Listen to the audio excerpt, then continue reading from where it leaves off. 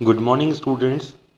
आज का हमारा टॉपिक है अंतर्राष्ट्रीय संबंध के अध्ययन के उपागम। इस अध्याय में हम दो प्रमुख उपागमों की बात करेंगे, आदर्शवादी उपागम और यथार्थवादी उपागम। जैसा हम जानते हैं कि द्वितीय विश्व युद्ध के बाद अंतर्राष्ट्रीय संबंध में बड़े पैमाने पर सिद्धांत निर्माण के प्रयत्न किए जा रहे हैं। मार्टिन वाइट कहते हैं कि अंतर्राष्ट्रीय संबंध के सिद्धांत राज्यों के आपसी संबंधों के बारे में चिंतन की एक परंपरा है जो राज्य संबंधी चिंतन के साथ जुड़ी हुई समझी जाती है, और राज्य संबंधी चिंतन को राजनीति सिद्धांत का नाम दिया जाता है। क्विंसी राइट के अनुसार अंतर्राष्ट्रीय संबंध के सामान्य सिद्धांत का एक व्यापक ग्राह्य संबंध स्वयं संशोधित ज्ञान संरचना से है, जो राज्यों के पारस्परिक संबंधों और विश्व परिस्थितियों को समझने, भविष्यवाणी करने, विवेचन करने तथा नियंत्रित करने में योगदान दे सके। तो सबसे पहले हमें इस अध्याय में देखना है कि उपागम या दृष्टिकोण किसे कहा जाता है। दृष्टिकोण या उपागम के अंतर्गत समस्याओं या प्रश्नों के चुनाव में प्रयुक्त कसौटियों और अनुसंधान के लिए ली गई सामग्री आती है। दूसरे शब्दों में हम कह सकते हैं कि दृष्टिकोण का अर्थ है मानकों का एक समूह जिसके आधार पर सैद्धांतिक विचार विमर्श के लिए प्रश्न और आधार सामग्री लेने या छोड़ने का निर्णय किया जाता है। दृष्टिकोण का अगला चरण सिद्धांत कहलाता है। जब दृष्टिकोण का कार्य विचाराधीन विषय के बारे में समस्याओं और आधार सामग्री के चुनाव से आगे जाता है, तब दृष्टिकोण सिद्धांत का रूप ले लेता है। किसी भी विज्ञान के नियमों की व्याख्या ही सिद्धांत कहलाती है।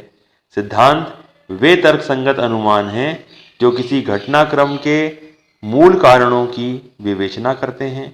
सिद्धांत वे प्रस्तावनाएं हैं जिनसे वस्तु की व्याख्या करने का प्रयत्न किया जाता है। सिद्धांत का मुख्य कार्य ही व्याख्या करना है। मोटे रूप से अंतर्राष्ट्रीय संबंध के अध्ययन के प्रमुख सिद्धांत या दृष्टिकोण या उपागम निम्नांकित हैं। पहला है आदर्शवादी दृष्टिकोण और दूसरा यथार्थवादी दृष्टिकोण।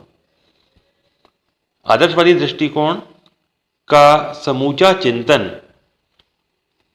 समाज में विकासात्मक प्रगति होने के व्यापक विचार के आधार पर खड़ा है।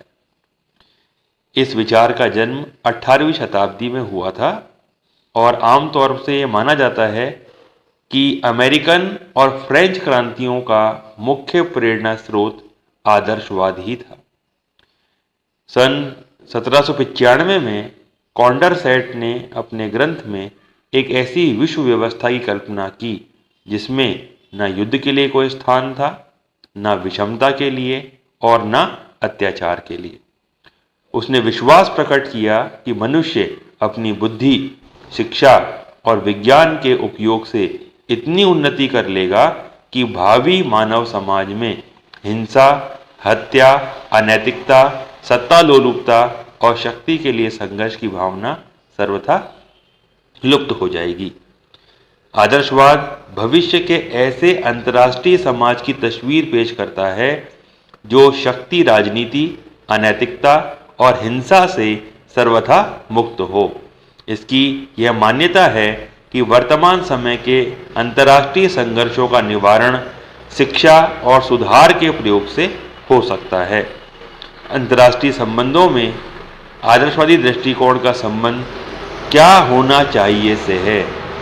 आदर्शवादी चिंतक इन प्रश्नों पर विचार करते रहे हैं कि विश्व में न्याय और शांति कैसे स्थापित की जा सकती है, युद्धों का उन्मूलन कैसे किया जा सकता है, अंतर्राष्ट्रीय सहयोग किस प्रकार विकसित हो सकता है, शक्तिशाली राज्यों द्वारा शक्तिहीन राज्यों का शोषण किस प्रकार समाप्त किया जा सकता है।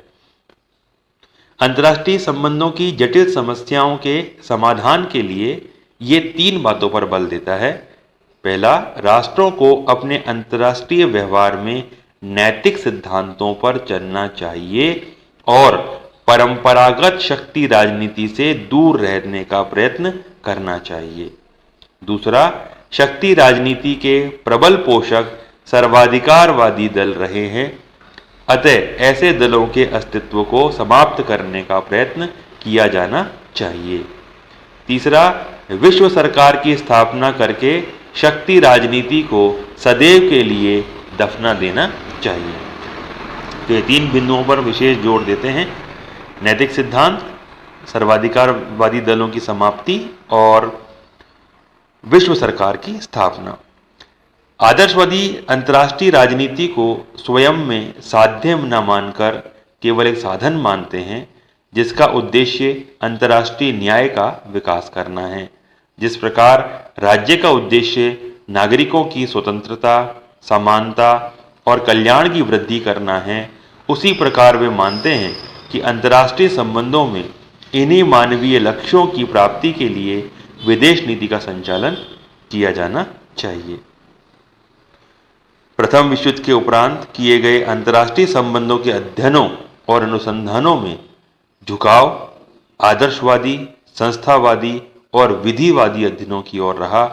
सर अल्फ्रेड जिरमन का राष्ट्र संघ पर किया गया अनुसंधान, फिलिप नोएल बेकर का विश्व निशस्त्रीकरण पर किया गया शोध, जेम्स शॉर्टवेल का युद्ध को अवैध घोषित करने संबंधी विचार इस युग के प्रमुख शोध कार्य माने जाते हैं। राष्ट्रसंघ, जेनेवा प्रोटोकॉल, कैलांब्रिया पैक्ट आदि पर आदर्शवादी दृष्टिकोण का प्रभाव स्पष्ट दृष्टिगोचर होता है। इस दृष्टिकोण की आलोचना इस सिद्धांत की आलोचना निम्नलिखित तर्कों के आधार पर की गई है। पहला, आदर्शवादी व्यवस्था तभी संभव हो सकती है जब सभी राज्य पारस्परिक संबंधों में बल और सैनिक शक्ति के प्रयोग का परित्याग कर दें, इसके स्थान पर नैतिक सिद्धांतों का पालन करें, किंतु यह निकट तो क्या दूर भविष्य में भी संभव प्रतीत नहीं होता। मॉर्गनथाउ ने लिखा है कि इस विश्व में परस्पर विरोधी स्वार्थ और संघर्ष इतने अधिक प्रबल हैं कि इनके होते हुए नैतिक सिद्धांतों को पूर्ण रूप से क्रियान्वित नहीं किया जा सकता है। दूसरी आलोचना, आदर्शवादी व्यवस्था लाने के लिए उग्र सैनिकवादी हिंसक शक्तियों का पूरा दमन और विरोध किया जाना चाहिए, परंतु हम जानते हैं कि अब शक्ति को हम जितना ज़्यादा उसका दमन करेंगे वह उतना ही और ज़्यादा मुखर होती जाती है। तीसरा, इस सिद्धांत के अनुसार राज्यों से उदात्त नैतिक सिद्धांतों के पालन की आशा रखना मृग मरीचिका के समान है, अर्थात हम राज्यों से अपेक्षा करें, हर राज्य से अपेक्षा करें कि वो नैतिक सिद्धांतों पर चलेगा, ऐसा इस विश्व राजनीति में संभव नहीं है। राष्ट्रसंघ की स्थापना के कुछ ही वर्षों बाद आदर्शवादी दृष्टिकोण की दुर्बलताएं स्पष्ट होने लगी। इसके कई कारण थे। पहला, राष्ट्रसंघ और उससे संबंधित संस्थाएं कभी भी मानवीय भावनाओं की प्रतीक नहीं हो सकी जो समस्त देशों में अधिकांश लोगों के प्रेम और भक्ति उत्पन्न कर सकती, जिसके द्वारा उस प्रतिष्ठा एवं अधिकार का विकास हो सकता जिसकी एक प्रारंभिक विश्व सरकार को आवश्यकता थी। दूसरा, राष्ट्रसंघ सत्ताधारी सरकारों में सहयोग का एक उपाय मात्र ही रहा। उनके प्रजाजन और नागरिक राष्ट्रीय हितों में संलग्न देशभक्त ही रहे। कुछ राज्यों में वे वंशजीय विश्व के सपनों की ओर आकर्षित रहे। तीसरा, राष्ट्रसंघ की व्यवस्था में छोटे और कमजोर राष्ट्रों का ब्रिटेन और फ्रांस जैसी बड़ी शक्तियों से विश्वास उठ चुका था। छोटे और कमजोर राष्ट्रों को समझने में देर न लगी कि महाशक्तियां न्याय और सच्चाई का साथ देने के बजाय अपने स्वार्थों को ही अधिक प्राथमिकता देती। राष्ट्रसंघ की असफलता हम कुछ उदाहरणों में देख सकते हैं। जैसे 1931 में जापान ने मंचूरिया पर अधिकार कर लिया और राष्ट्रसंघ मूक दर्शक की तरह बना रहा। जर्मनी ने 1936 को लोकार्नो संधि अस्वीकार कर दी और राइनलैंड को फिर से सैनिक अड्डा बनाना शुरू कर दिया। पश्चिमी शक्तियों ने संघ परिषद के एक प्रस्ताव के सिवाय अन्य किसी प्रकार के विरोधी कार्य की उपेक्षा की। इसके बाद जर्मनी के पुनः शस्त्रीकरण और आक्रामक हलचलों की भी जिनेवा में कोई प्रतिध्वनि न हो सकी।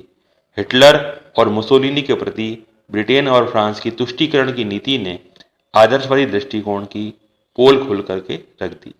मुसोलिनी द्वारा इथियोपिया को हड़पना, हिटलर द्वारा ऑस्ट्रिया और चेकोस्लोवाकिया का जर्मनी में विलीनीकरण आदि की घटनाओं से इस स्वार्थपूर्ण अनुक्रम में संघ के छोटे सदस्यों का कार्य भेड़ों के उस झुंड का कार्य था जिसे भेड़ की खाल में गीदड़ों ने धोखा दिया। इस प्रकार राष्ट्रसंघ की असफलता ने सिद्ध कर दिया कि न्याय और नैतिकता के सिद्धांतों के आधार पर अंतर्राष्ट्रीय संबंधों का संचालन नहीं हो सकता। अंतर्राष्ट्रीय संबंधों की यथार्थता को समझने के लिए शक्ति, युद्ध आदि वास्तविक तत्वों की ओर समुचित ध्यान देना अपरिहार्य है।